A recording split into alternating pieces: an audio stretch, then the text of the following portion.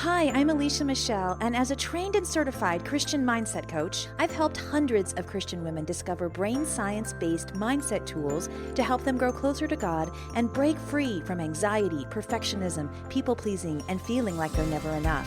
The Christian Mindset Coach is the award-winning podcast that shows you how to use simple brain science principles and biblical truth to renew your mind for lasting confidence, joy, and peace. I'm so glad you're here. Grab a cozy spot and let's get started. Hey there. Welcome to today's episode of the Christian Mindset Coach with me, Alicia Michelle. Have you ever wondered sometimes if some of the issues you might have in your marriage, or maybe some of the difficulties you have in parenting a child or just in your relationship with your kids might be related to father wounds? And honestly, more importantly, if you have noticed that, you might have wondered, what in the world am I supposed to do about this? Especially if my dad maybe no longer is living, or my dad refuses to admit to this, or I brought it up and nothing ever changes. How do we address father wounds in a way that is actually going to get progress moving forward? Being that we talk about emotions in a real way here on the podcast, I know that father wounds are one of the most tender and difficult areas of emotional healing that a lot of us have to encounter, because it is so deeply rooted in those core needs. It is so deeply attached to our view of the Lord. So I want to just start off this conversation today by saying that if you have a father wound, which honestly, as we'll learn from our guest today, most of us do, it's okay. You're normal. It's very painful to feel these things. But most of all, I want you to walk away from this with hope. I want you to know that when you have felt this pain, it's okay to be upset, and to know also that there is a different path forward, that the Lord is your partner in this. He wants to help you. And that even if the other party is not willing to get on board with this or to believe in it, that there can be a way forward. I brought my friend today, Dr. Michelle Watson Canfield. I brought her on to the podcast because, number one, she's an amazing woman. I love her so much. She has, I think she said, 45 years of clinical practice of working with men and women around emotions, an incredible woman of God. And she's just a good, close friend of mine too. But she speaks on this topic of father wounds. And I wanted to get her take on, how do we recognize this in our marriage and in our parenting? And what in the world do we do about it in a way that, in a perfect world, we would notice the issue, we would work through it, and we would bring the person over, we would have a conversation, and there would be healing, and we'd ride off into the sunset. But we all know that's not always the case. So I'm excited to share this conversation with you because she's got some great, great information. And she shares part of her story here in dealing with her own father wounds, and just how amazing our God is at bringing healing. Well, let me tell you a little bit about Michelle. She is Michelle Watson, the PhD and LPC. She's the founder of the ABBA Project, a group forum to help dads connect with their daughters' hearts. She has a BS in biblical education from Multnomah University, a master's in counseling psychology, and a PhD in health psychology. She has a full-time counseling practice and also speaks on body image, faith, healing, relationships. She has been working so long in this field, been on so many stages to share about this topic. So I'm honored and so happy to present to you our conversation today talking about father wounds. Dr. Michelle, thank you so much for coming on the podcast today to talk about this father wound topic. Well, thanks for having me. Anytime to be with you is a joy for my heart. Oh, you're so sweet. Yes, we have known each other for a while now. It's been fun to see how God keeps crossing our paths as we have similar hearts to help women and men with emotions and in finding that inner healing and connecting back to the Lord. So I just love the work you're doing in the world. And I'm grateful to have you on today to talk about this. As you were the Awesome. person that I thought of when I thought of this topic. I'm like, this is her. So let's start at the top by talking about, what are father wounds? How would you define that? What are some signs that someone is struggling with it? So let's start there. Okay, so father wounds come in two different tracks, if you will. Like, think of it as two sides of the same coin. So one of them, I would define it as father wounds, and I'll define that in a minute. And the other side is father voids, but they're basically the same thing. So a wound is something that a father does do to Okay. a child. So it could be sexual injury, physical injury or harm, spiritual, Mm. emotional, psychological, any of that kind of wounding, something that you can see that has happened, you can name it, you can mark it. There's also the other side of that coin, which is father voids. These are the absences, the things that didn't happen, the missed appointments, the broken promises, the neglect, the lack of attachment or connection. And some authors talk about it as father vacuums. Mm. And what I love to highlight about that is maybe you feel like your dad sucked something out. Mm. Like this was good and you took that away. I had innocence. I had trust. And that got damaged by you. And another way to say it, and this I learned from my mentor years ago who called it A and B trauma.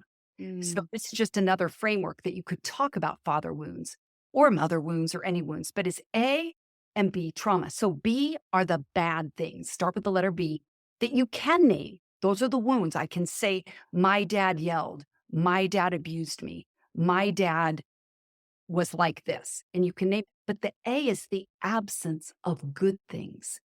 And what my mentor used to tell me is those are oftentimes harder to address Right. because you can't name them. You can't see them, but they're imprinted on the inside of us and shape us very significantly. I think that is really powerful just to know that there's two sides of that, because it even takes a lot of courage to admit, hey, this happened to me. This thing my dad did do. But it takes a lot more wisdom and insight and truly just revealing from God later after the situation, I would think, honestly, that this didn't happen. This Mhm. should have happened, because growing up, we don't know how things are. We just live in the reality we're given, and that's Exactly. normal to us. So I Mm. think it takes some realization later on, which can be really hard to see and accept, that this person that was in charge of me in this area of my life didn't do these things as Right. well. Yeah. Mhm. I agree.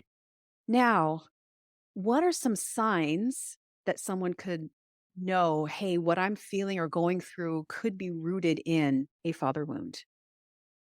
I would say just as a starting point, none of us can go through life and not have a father wound and a mother wound. We're True. human. We Yeah. injure each other unintentionally and intentionally, right? And we always say the ground is level at the foot of the cross. So Amen. we're all wounders and we're all in need of healing for wounds. So I would say, as a starting point, I would encourage all of your listeners to ask themselves, what are my father wounds? And if you want to play fair and say, what are my mother wounds? And it isn't in a way to judge, blame, but I think we get stuck there if we haven't actually looked at it, which is beautiful how your ADD model, acknowledge, discern, decide, really is some of what I'm talking about. You have to start by looking at what is there. Right. You asked about what are some signs. Here's a way that I teach my counseling clients. I've been a clinician now for almost 30 years. I've been mentoring and counseling women for 45 years. It's crazy My that I've got old. goodness, girl. And then I've been coaching dads of daughters, leading groups, writing to them, podcasting for 15. So ask yourself, when something happens on a 0 to 10 scale, what number have you hit on the inside? We call that subjective units of distress. Mhm. Or I say suds. Well, how sudsy are you? And the more you can ask yourself, what is that number? We don't like somebody else going, what's up with you? Yeah. My goodness, you made a mountain out of that molehill. But if we can do it in our own way, 0 to 10, where's that number? What I teach is that on a scale of 0 to 10, if you hit an 8, a 9, or a 10, it's always your own stuff, always. Mm. And the current issue, simply flip the switch on. Like, think of a wall that has a light switch. Most likely you didn't install it. You may have, but the wiring behind the wall was installed long before that current moment. So that current thing flips the switch on. And if you notice you have a big reaction and it's behind the wall, Yeah. you would be wise to trace that wire back to the origin. And that's where we cannot do that without Jesus, God the Father, Holy Spirit, giving insight of where there's a connection. And I find with my clients, a very high percentage of the time, it's either a father wound or a mother wound. Then you would be wise to ask yourself, what message did I get in that embedded memory Yeah. Yeah. because things stay lodged in our bodies. There's an expert, Bessel van der Kolk, that says the body never lies. The body keeps the score. He's a PTSD expert. So you even have people on that side of the research academic side doing research on what our bodies hold. And we also know it experientially that sometimes we get sick to our stomach or get a headache, or if you talk about rumination, we notice things inside of us that we dislodge. And what I find so interesting in talking about father wounds is that in John 8, Jesus called Satan the what of lies? The father of lies. Yes. Father. I would have Interesting. thought he would have called him like the CEO, the instigator of lies, the grand poobah of lies, Yeah. a father. Mm, Interesting. He mm, is a counterfeit father who right. is speaking lies. Right.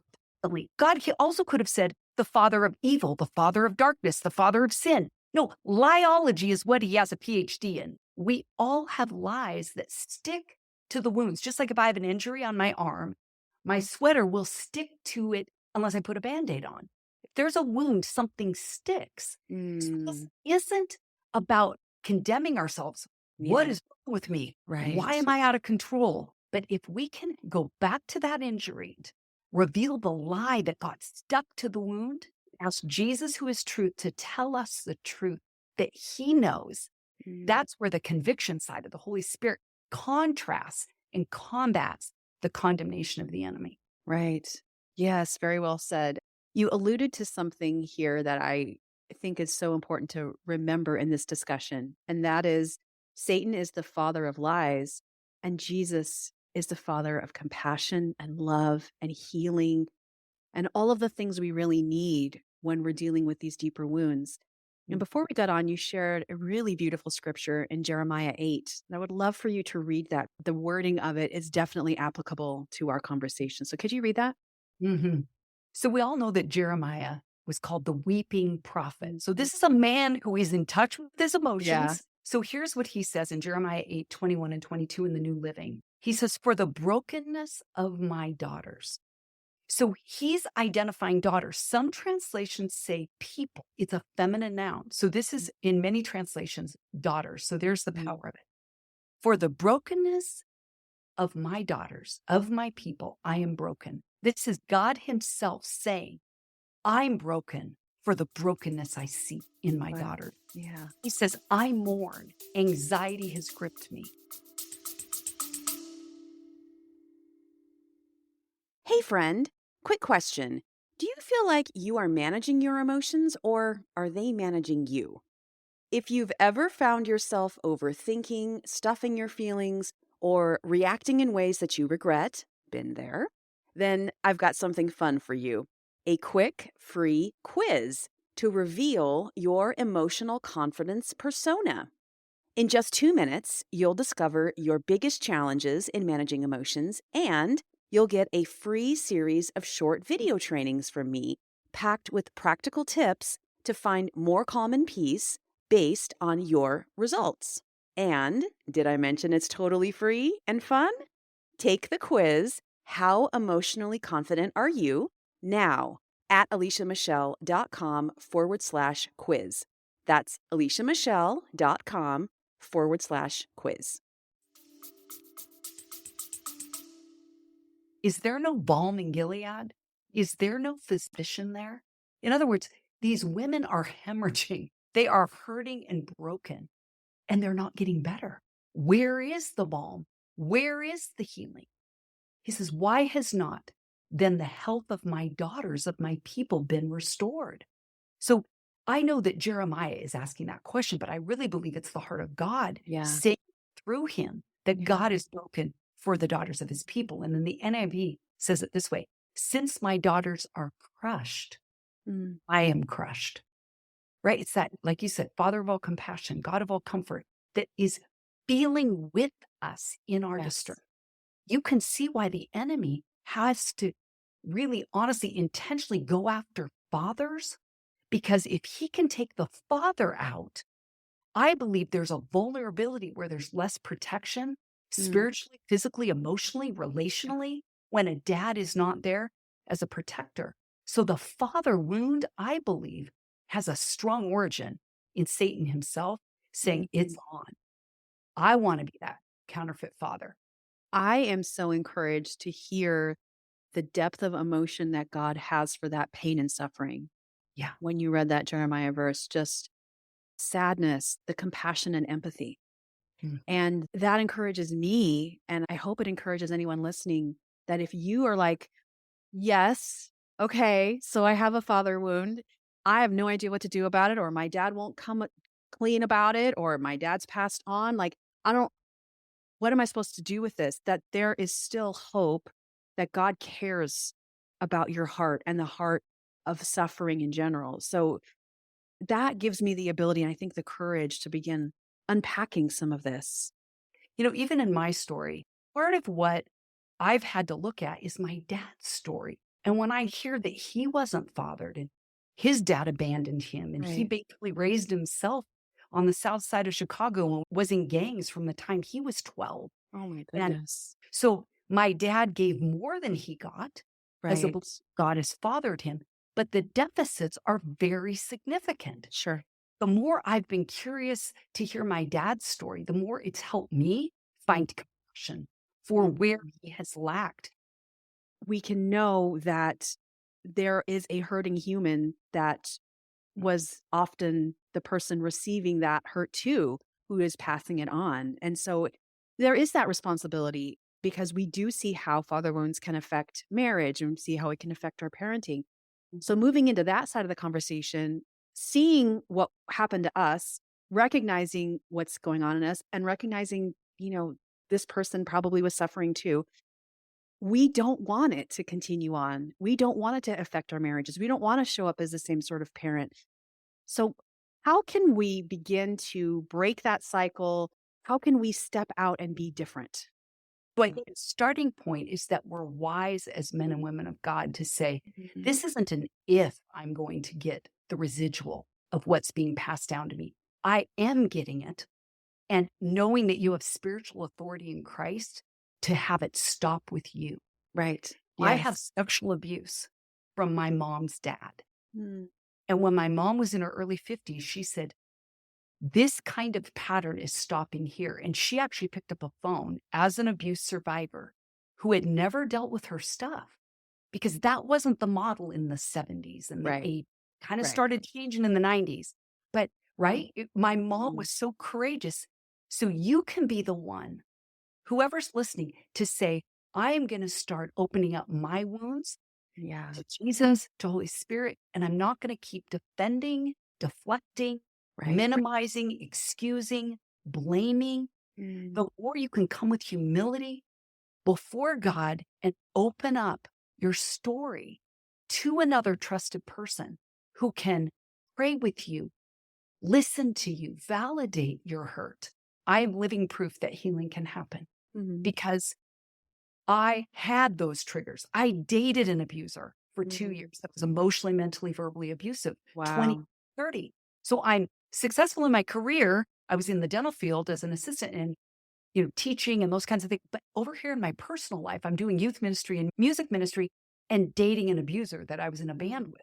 Where one time we broke up and I wrote down 66 things he didn't like about me. I weighed too Oh, much. I wow. off him too much. I laughed too much. I do smiley faces too much. I didn't greet him right at the door. I mean, you name it. But that's not the end of it. 2 months later, I got back together with him because I loved him. I mean, Yeah. how many women are going, oh my goodness, that's Yes. but I had Right. severe grandfather wounds that had blocked me from thriving. And nobody talked about that. I went to Bible college. I was a pastor's daughter. We just were dutiful. We all just moved on, Yeah. right, to do the right thing for God. But that's what God used as a catalyst for me to call a counselor. Mm. We broke up that last time I knew I had to hold to it. And she would begin to ask me as I unpacked my story, where was Jesus in? And I literally, in all honesty, said, he's not here. Like, he'll put a robe of righteousness on me when he cleans me up, but I don't think he shows up to dark places like this because some of it Mm. was calculated evil. It wasn't just, oops, there was like a hand going somewhere or no, this was organized in some ways that were very dark and evil. And so in numbers, like it wasn't just one at a time. I mean, this stuff that began to come out, my therapist would say over and over, where's Jesus in that memory? And one day, I don't know why it was any different. I literally, quote unquote, saw Jesus standing at my head, stroking my hair. And he felt it with me, like we've talked about today. I mourn for the brokenness of my daughters. Yeah. And knowing he was with me in it, which is what you teach and acknowledge, being in there with your daughter, being with someone in their pain is Jesus. I never knew he was there with me in it. So he says, I'll go with you through the valley of the shadow of death, not around it, over it, through it. Could I read a little bit of a poem that's about this, that weaves it together? Sure. So I called this poem Looking Back. And I wrote it for a conference I was speaking at, where I said, what would the me now tell me 20 years ago that I wish I would have known? And this is a little segment of it. Then Jesus cried out to his Father in his moment of excruciating pain. He modeled their depth of engagement. He knew there would be greater gain. When I went through similar torment, I was afraid to get close to God. And by God, I mean the Father. I thought he was a scary facade. But Jesus knew I needed connection, so he stepped in and showed me his face. I only learned much later. They were both there with me, giving grace. At first, I didn't trust the Father. I thought Jesus was all I did need. But in time, I came to understand that his dad could stop the bleed. I wish now that I'd run faster to my Father, the one whose hands have my name tattooed on them. They give me safety and a place to land. Jesus escorted me to his Father, who tells me I'm part of his fam. He says I never have to be alone. He accepts me just as I am. Thank you for sharing that. It's a beautiful, beautiful picture of what it is. No, I think we forget sometimes that there are three distinct persons in the Trinity. And especially if there's been a father wound, maybe we cling to one of the other members of the Trinity, like a Jesus. Yeah. And yet we have a desire for a father to love us and to lead us. So thank you for sharing that. And what are some signs in marriage, signs in parenting, that maybe there was some sort of issue related to their dad that they need to address? Like, can you Well, give some examples? Go back Yeah. to the 8, 9, or 10. Yeah. If you're honest, like say that your husband, you know, he walks in and says, hey, can you turn that music down? When he's talking about some inanimate object, you Yeah. personalize it. Yes. Why are you always, you know, it tends to come out a feeling like it's power and control. Yeah. That may have literally only been, I'm having a conversation on the phone and I can't do it with and it has nothing to do with you. It's actually the radio or the, you know, your computer, whatever. But if you find that you personalize things, in fact, a friend of mine said his wife would say, hey, when you do the laundry, can you separate the lights from the darks? And what he heard was, you stupid idiot, you can't do anything right. Yeah. So Yeah. you personalize Yes. maybe a conversation or a directive or something that's asked. If you find that you turn things often into feeling like a power struggle, why are you always trying to control me? That often goes back to a dad wound, because dads tend to exert power. I've had dads in my group say, this isn't me angry. You want to hear me angry? But she's melting down. Like sometimes dads don't realize the power of their voice or their intensity. And so a daughter may react, or a guy too. Like, I'm not going to let anybody control me. Another way might be that, especially in marriage, I think it goes without saying, you struggle to be sexually seen, intimate, responsive, because there's a wall of protection constantly around you. Hypervigilance. I need to always check my surroundings. Something doesn't feel safe. Yeah. I recently had a conversation with a client and I said, it sounds like you were never protected. Abandoned by dad. There was no dad there to protect. And now there's kind of a lifestyle that's no one's going to ever get the best of me. I'm not going to ever let somebody get the last word, or something like that, where relationally you notice patterns. And that's where I would say, ask someone close to you. Mm. You see any patterns in how you see me respond? I would say this, especially to leaders. I think sometimes leaders kind of maybe self-impose a belief on themselves that they need to have it all together and they need to be able to always answer everybody's questions rather than being vulnerable about their own patterns Yeah. of needing to always be in the lead, always be right, maybe never admit a softer side. Yeah. Somebody's asking a dad modeled toughness and that that was valued was a work ethic, not an emotional connectedness. So some of those kinds of things. Does that help at Okay. all? Yeah, no, it does. I just was trying to give listeners something to kind of begin to notice if they see patterns. Like, how do I know if, I mean, I have some ideas, but what could that look like? Yeah.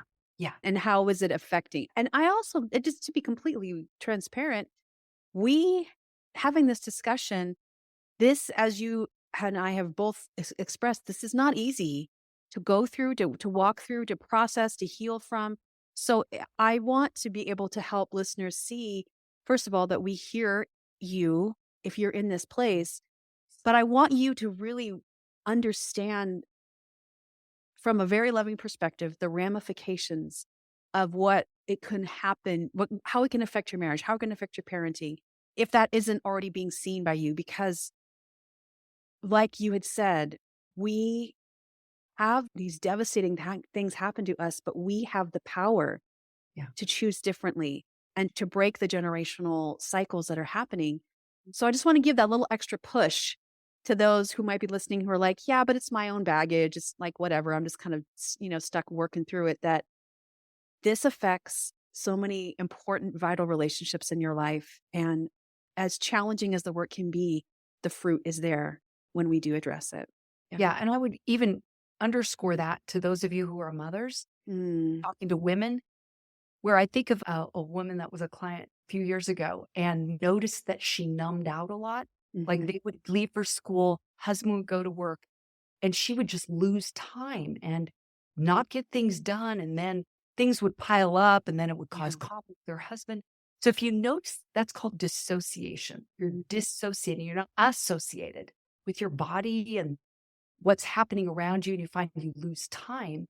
Usually that's an indicator too that Mm.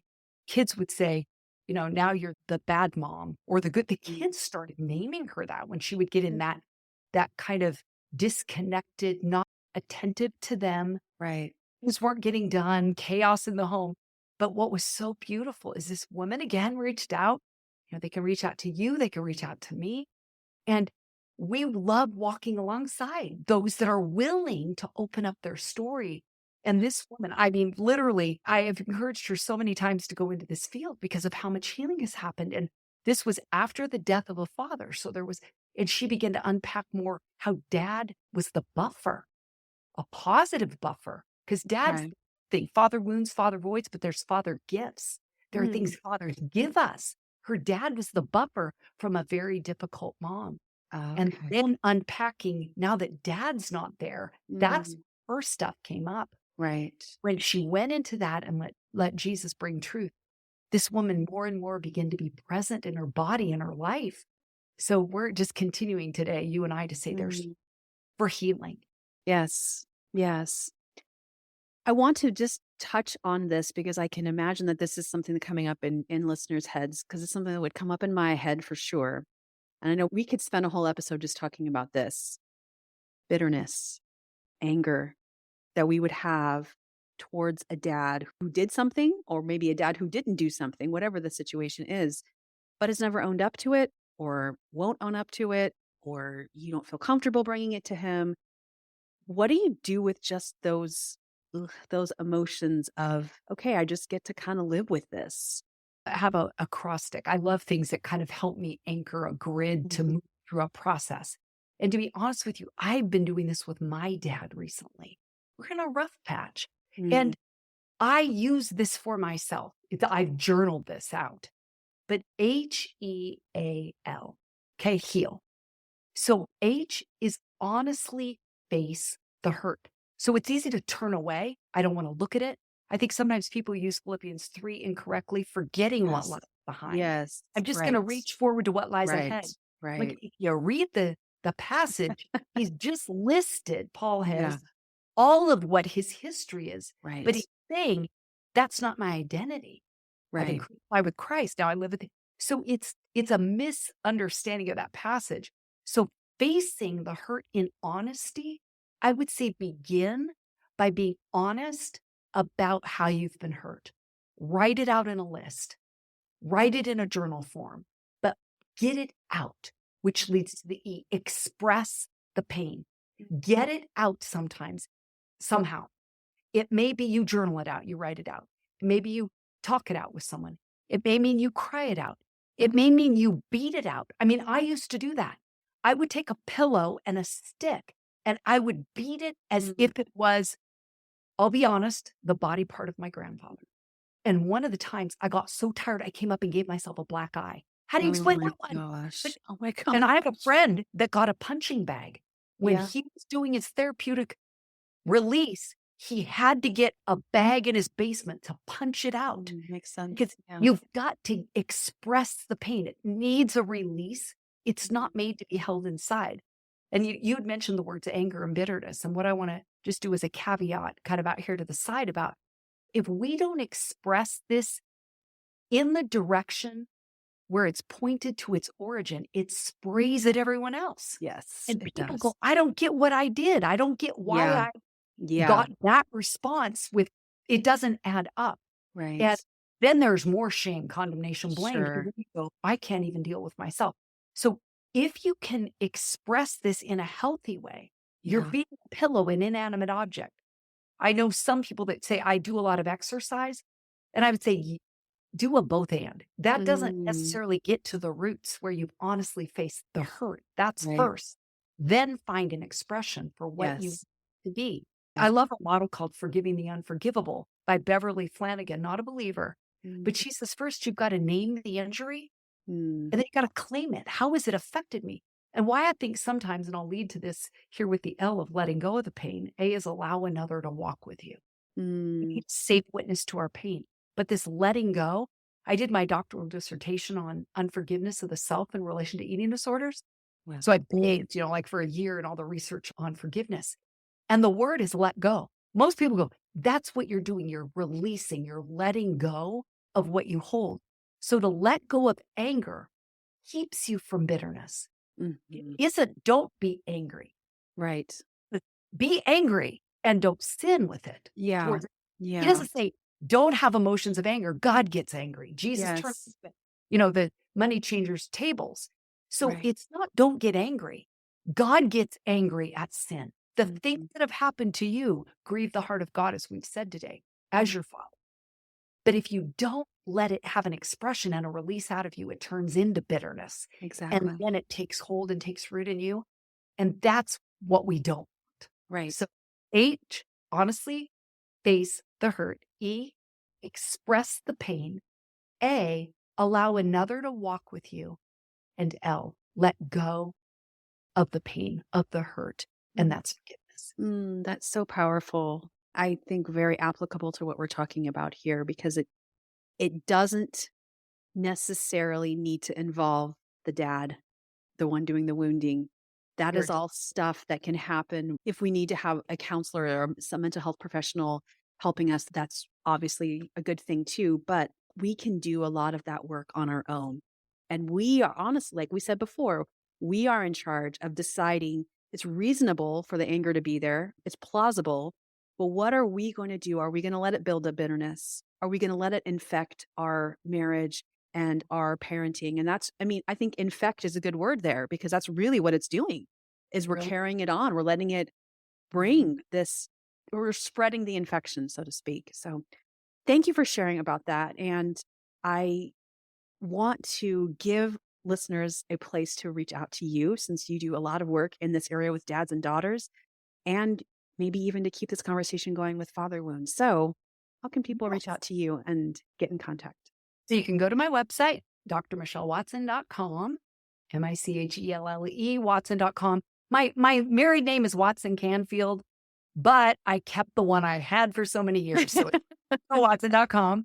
And you can reach out to me there. You can sign up for my Dad Daughter Friday blogs. I have books. I have the Dad Whisperer podcast where I'm really coaching dads. I've been doing that for 8.5 years. to really give dads more tools for their fathering toolbox, because I believe that's how daughters will thrive and heal with a more dialed in dad. And I'm on Instagram, Michelle J. Watson. I'm on Facebook, Dr. Michelle Watson. And like you, I love connecting with people in real time and real space. And it's an honor, to be trusted. I call that holy ground. I remember once someone, how can you stand to listen to people's problems all day? I went, Oh, it caught me by surprise. And I went, oh, that isn't what I do. right. I Yeah. have a front row seat to seeing God show up for people. Amen. Like Yes. I feel like the most blessed woman to have done this Exactly. for as long as I have. And it's really an honor. And so, yeah, feel free to reach out. Thank you so much. Yeah. And you guys get her books, get all her resources, check out her podcast. She is an amazing woman with so much wisdom. So thank you again for being here with us today. Thank you, Alicia. I've loved being with you. Thank you.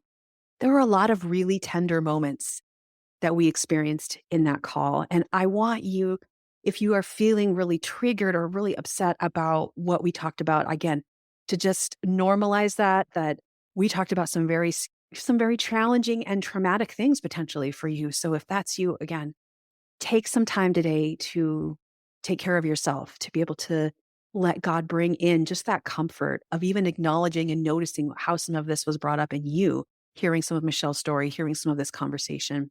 And her acronym there that she gave, that acrostic of HEAL, there's so much power in that. And it honestly reminds me a lot of the ADD model that I teach here on the show and in the book Emotional Confidence, acknowledging, in this situation, acknowledging that our reactions that we're feeling, they're normal, they make sense, they may be based in this past pain of a father wound, discerning what might be there that's true, but also what we have allowed the enemy to plant as a false truth in our heart, specifically about our worth or about our role in a relationship, and then deciding to take steps toward healing, whether through counseling, prayer, other support, but just deciding that even though it can be frightening to look at these things, that the impact, the change, the way that we can be healed and the ways that we can stop the generational trauma that may be happening, it really does come down to you and I and making those decisions to just so bravely step into the ring and to know that,